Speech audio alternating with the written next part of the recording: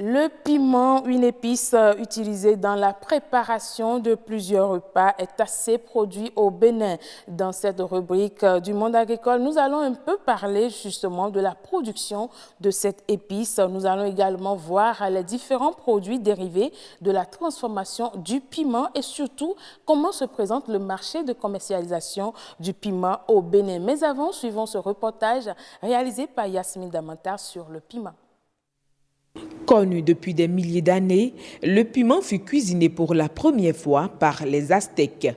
Ces derniers le transformèrent en boisson mélangée avec du cacao. Ils prétendaient que ce nouveau filtre donnait du courage. Il est la dernière épice découverte et pourtant plus cuisinée au monde. Le piment a 3 catégories, soit 4 catégories comme ça. Et chacun d'eux a son rôle de puissance. Vous voyez, le piment petit, vous le sentez. Si tu prends ce piment petit trop, ça va te faire créer des ulcères ou soit faire sortir des cocos qu'on appelle hémorroïdes. Parfois agressif dans la bouche, cette épice doit son goût à un composant appelé la capsaïcine. On ne va pas trop exagérer, prendre du piment, non. Au moins 3 comme ça, 4 comme ça, là, ça te va pour la nourriture. Moi, je n'en consomme pas. Très jeune déjà, les médecins, suite à une maladie, me l'ont interdit. Même à mon insu, quand on en met dans la sauce, cela me rend très malade. Consommer le piment en petite quantité, c'est bien, mais exagérer, ce n'est pas bien. Pour les férus, plus il est petit, plus il pique les papilles gustatives. Prendre de l'alcool qui est trop fort et aussi prendre de piment plus fort pour dire que tu es en train de guérir, soit de diminuer la puissance d'alcool, jamais. Ce n'est pas conseillé. Donc je les conseille de ne pas trop s'approcher et d'utiliser le piment moins. Dans les pays chauds comme le Bénin, le piment serait particulièrement apprécié. Toutefois, la consommation de cette épice n'est pas sans conséquence sur la santé du consommateur. Il requiert beaucoup de précautions avant toute utilisation, mais aussi plus de renseignements sur la quantité à consommer. Merci beaucoup à vous, Yasmine Damanta. C'est vrai que le piment, on en consomme presque tous. Et ce soir, nous allons plutôt nous pencher sur la production de cette épice. Et avec moi sur ce plateau, j'ai Mac Sewayi, ingénieur agronome. Bonsoir. Bonsoir, madame. Comment allez-vous? Ça va très bien. Ça va bien? Oui, on remercie. Vous consommez du piment aussi? Bien sûr. D'accord. À quelle quantité de piment est-ce que vous consommez? Non, et pour consommer même de piment, ça dépend de la période. Pendant la fraîcheur, on consomme plus de piment pour avoir un peu de chaleur dans le corps. Ah oui? Donc vous rejoignez celui qui a intervenu tout à l'heure dans le reportage. Bien sûr, bien sûr. Alors, dites-nous, combien de catégories de piment est-ce que nous avons? Et vous savez, le piment, nous avions 2 groupes de piments. D'abord, le piment, ça fait partie de légumes. Ouais. Ces légumes, vous avez légumes feuilles et légumes graines. Okay. Légumes graines, c'est piment. Légumes feuilles, c'est les fortes et consorts. Okay. Maintenant, parmi les catégories de piment, vous venez de souligner que nous avions piment vert et piment rouge. C'est ce que nous retrouvons sur le marché. Voilà. Piment vert, on n'appelle pas piment. On appelle ça poivron. Et c'est ça qu'on consomme vert. Maintenant, piment rouge, là, c'est ça qu'on appelle piment. Mais il y a aussi le poivron même, ou bien... Oui, poivron, ça fait partie de piment. D'accord. Et vous voyez, et c'est ça qu'on appelle piment vert. Sinon, tous les autres piments, quand on laisse ça mûrit, ça devient rouge. Ok. Vous voyez. Notre gbatakin, là, c'est ça que vous appelez poivron ou bien... Et c'est la forme de gbatakin, mais ce n'est pas gbatakin, c'est plus gros et un peu plus long que gbatakin. Ok, mais le vert qu'on a, le piment, ce que nous appelons gbatakin, là, oui. c'est quand même oui, c'est piment. Vert, mais ça, c'est piment. Okay. Ça, là, c'est piment. Okay. Et je vais vous dire les variétés. Ok. Vous voyez, il y a les catégories, les variétés. Aux catégories, maintenant, nous allons parler de poivron et piment rouge. D'accord. Et vous voyez. Poivron, c'est ça qu'on fait généralement parmi les cultures maraîchères. Okay. Mais le piment rouge en question, ça se produit sur des hectares. Ok. Et c'est une culture comme le maïs. C'est ça, hein? Oui, ça là maintenant, oui, ça, voilà. Ça là, c'est poivron, ça. Ok. Poivron. Ok. Et vous voyez. Et c'est ça qu'on consomme vert.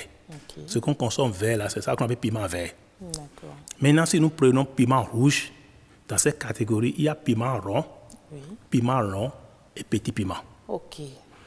Maintenant, piment long est venu de l'Amérique. Mais il y a un piment qu'on appelle Daometaki. On a trouvé une variété de piments. Les petits piments, là, oui, voilà. que les oiseaux prennent souvent. On appelle rétablé. Et ça, là, ça pousse sous les nérés, l'arbre de néré. Et c'est ça qu'on appelle petit piment. Okay. C'est plus pimenté. Et c'est plus, disons, piquant. Okay. Bon, maintenant, le piment long est venu de l'Amérique. Vous savez, quand je viens souvent, j'appelle le nom de roi Guézo. C'est au moment de roi Guézo que le piment est venu, est connu sur le plateau d'Abomey. Et vous voyez, c'est référence. Maintenant, si on va parler de piment, il y a certains qui parlent de piment de Guinée. Ça là, c'est à Takon. Et vous voyez, tout ça, donc piment. Donc quand on veut piment là, il faut qu'on parle aussi de piment de Guinée, comme c'est piment. Donc, en quelque sorte, on a une très grande variété de piments, du rouge, du vert, tout ça. Voilà. Mais comment est-ce qu'on cultive le piment? Quelles sont les différentes techniques culturelles au niveau du piment? Le piment peut se cultiver à deux manières. Première façon, on peut cultiver ça pendant la saison pluvieuse. Et c'est en ce temps qu'on peut parler des zones agricoles. Je vous avais dit ici que nous avons 8 zones agricoles. Bien sûr. Est-ce que vous voyez? Oui. La zone qui répond bien à la culture de piment, c'est la zone vers Grazoué.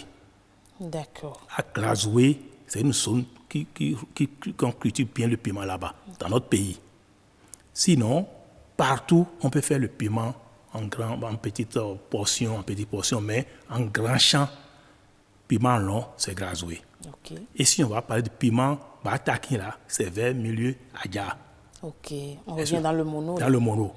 Bon, maintenant, poivron, ça se fait dans les cultures maraîchères, dans les agglomérations, on fait des petites portions de poivron. D'accord. Est-ce que vous voyez? Donc, le piment peut être cultivé sur tout le territoire béninois. Ok. Et il suffit que le sol soit un peu meuble et on sème le piment, ça pousse. Justement, je voulais en venir à cette question. Quels sont les différents types de sols sur lesquels on peut planter le piment? Voilà. Donc, le piment, d'abord, ça se multiplie par semi-indirect.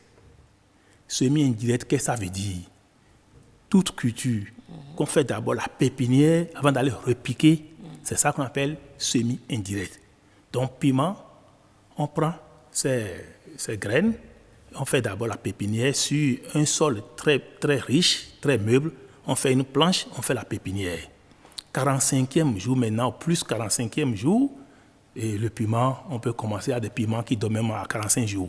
Donc, si je comprends bien, le cycle de production du piment, pas de 45 jours. C'est déjà à partir de 45 jours. Okay. Sinon, tu mets piment, tu fais la pépinière, et 5 jours après, une semaine après, ça peut être repiquable. Okay. Et vous labourez maintenant la terre, et on ne fait pas semi-direct pour le piment. On fait d'abord la pépinière et on repique. Okay. Et puis, on peut faire le labour. Labour en bion pour repiquer le piment. On peut faire labour à plat pour repiquer le piment. Et labour à plat, c'est des planches. On peut faire des planches pour repiquer des piments. Est-ce qu'on peut aussi faire la culture hors sol du piment? Bien sûr. Il y a moi, j'ai encadré un producteur. Vous savez, Soava, par exemple, c'est dans l'eau. Oui. Nous, on a fait piment dans l'eau. Oui. On a coupé des choses là, on a fait piment hors sol. Et il y a certains qui ont fait même piment. J'ai encadré quelqu'un qui a fait piment sur une maison à étage. Ah, ok, oui, d'accord. On peut faire piment hors sol. D'accord. Est-ce que vous voyez? Mais ce n'est pas en grande quantité. Okay. Nous avons suffisamment de terre au Bénin pour s'amuser à faire piment. Justement, est-ce qu'on produit suffisamment le piment au Bénin? Est-ce que nous arrivons à couvrir le territoire national en matière de demande au niveau de la consommation? Vous venez de montrer les images, il y a suffisamment de piment. Il y a piment, et 1er janvier jusqu'en décembre, on peut consommer piment. Est-ce que vous voyez? Donc, le piment, c'est comme ça se cultive. Mais quand on cultive le piment, on entretient bien. Maintenant, quand c'est mûr, pour cueillir, c'est un peu difficile. Parce que c'est une culture, quand ça veut donner, ça donne suffisamment. Il y a des moments, on peut trouver même 20 à 25 tonnes à l'hectare. Est-ce que vous voyez? Ça donne suffisamment. Et on dit, pour punir sa femme, on l'envoie pour la récolte de piment. Donc, il n'y a pas de saison appropriée pour la culture du piment. Il suffit d'arroser. Ok, d'accord. Il suffit d'arroser. Oui. Mais comme moi, je suis aménagiste, même si tu maîtrises l'eau, tu peux faire piment 24 sur 24 heures. À côté de votre maison maintenant, vous faites un petit champ de piment, vous arrosez, vous aurez du piment permanemment. Tranquillement. Oui. Mais alors, revenons un peu maintenant au monde de la transformation agroalimentaire du piment. Oui. Nous savons que le piment peut être transformé en plusieurs autres produits. Oui. Et quels sont ces différents produits qu'on peut retrouver déjà à partir du piment? Et avant de parler de transformation, nous allons parler d'abord de conservation. D'accord. Est-ce que vous voyez? Oui. Le piment se conserve. La transformation est aussi une manière de conserver. Voilà.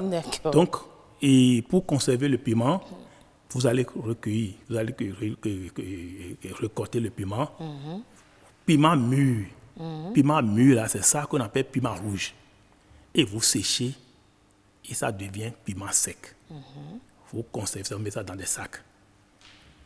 À des moments donnés, vous pouvez même écraser. Est-ce que c'est la seule manière de conserver le piment? Non, j'ai déjà entamé seconde façon. Seconde façon, maintenant, tu peux écraser le piment et rendre ça en poudre. En poudre, vous mettez ça dans la bouteille. Ça, nous sommes déjà dans la transformation agroalimentaire. Oui, voilà. Bon, vous rendez ça en poudre, vous mettez ça dans la bouteille pour conserver. De l'autre côté, vous pouvez même écraser piment frais et chauffer un peu et conserver ça comme la tomate. Et comme on met la tomate en boîte, là, on peut mettre aussi piment en boîte pour dire piment en boîte. Oui. Est-ce que le piment béninois est déjà exportable? C'est-à-dire, est-ce que le piment que nous produisons au Bénin, on l'exporte déjà à l'international? C'est pour cela que quand on dit qu'on a fermé la frontière Nigeria-Bénin, ça m'étonne parce que notre piment va tout là-bas. Et je ne sais pas comment on a fermé la frontière. Sinon, notre piment là, la plus grande partie va au Nigeria. D'accord. Est-ce que vous voyez? Donc notre piment va au Nigeria, notre piment va au Niger, et c'est pour cela qu'on a un grand périmètre à aménager. Ça veut dire qu'on arrive déjà à satisfaire notre propre marché et qu'on n'a pas du piment importé. C'est ce que vous voulez dire? Nous n'avons pas de piment importé? Je n'ai pas bien compris la question. Oui, tout à l'heure, vous avez dit que nous arrivons à exporter notre piment. Oui. Et je demandais, est-ce que nous avons déjà satisfait notre marché? Parce que quand nous avons écouté les dames au marché, elles nous ont dit qu'il y a le piment qui nous vient du Niger, qui nous vient du Sénégal aussi. Voilà. Maintenant, si on exporte déjà notre piment, ça veut dire que... Non, vous voyez, nous avions aménagé un périmètre à Mananville. Est-ce que vous voyez? Mais les gens... Piment quitte Mananville, on croit que c'est pas bien du Niger. Le fleuve Niger, Bénin a aménagé une bonne partie. Donc en réalité, c'est de Mananville. Oui, c'est de Mananville. Les bonnes dames. De Mananville. S'ils disent maintenant que Piment a quitté Burkina Faso, peut-être, parce qu'au Burkina Faso, il y a la tomate, à demande de ça quitte là-bas pour venir dans notre pays. Mais Piment quitte Niger, je n'ai pas encore appris ça. Sinon, on a aménagé périmètre à côté du fleuve Niger, à Mananville. Et ce piment-là, c'est ça que ça quitte Mananville pour venir à Cotonou ici. Et suffisamment, il y a piment à Glazoué, surtout que c'est Glazoué qui fournit de piment actuellement. Vu que nous sommes en train de parler déjà de la commercialisation, comment se porte aujourd'hui justement le marché de commercialisation du piment? Et le marché de commercialisation, je viens de souligner que on envoie une bonne partie au Nigeria. Et les gens, ça m'étonne, les gens disent qu'on envoie le piment de Niger pour ici, ça m'étonne. Sinon, c'est Bénin qui envoie piment au Niger. Les Nigériens consomment bien de piment. Dans tous leurs repas, il y a de piment. Je vois. Mais à des moments donnés, on envoie même piment au Ghana. Le piment va au Ghana.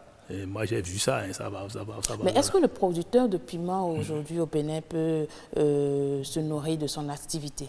Si vous quittez ici, vous laissez Tassa arriver à Glazoué, tous les bâtiments pratiquement sont tollés. Quand un paysan arrive à toller, sa chambre, ça veut dire qu'il est riche. Et c'est ça qui donne l'argent à Glazoué. Piment, la culture de piment, là, c'est ça qui rend les gens de Glazoué très riches. Piment, quand tu fais un hectare de piment, je vous dis que ça peut donner plus de 45 tonnes.